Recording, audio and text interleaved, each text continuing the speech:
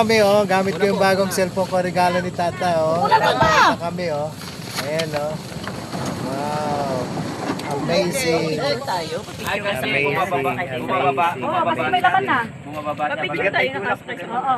Sige. Ayan, so palis na po kami mula dito sa Anong Spot and Madulas daw dyan. Dito banda. campsite. Ayan, so itong bangka na ito ay kanila rin. Ayan, so service kami pa uwi doon sa garahe. Kaya once again, wala po dito sa Anong Spot and campsite. Ayan, natapos na po yung aming worship retreat at ngayon ay pauwi na kami. So ito pong lugar is very recommendable sa bawat isa. Ayan, so yan.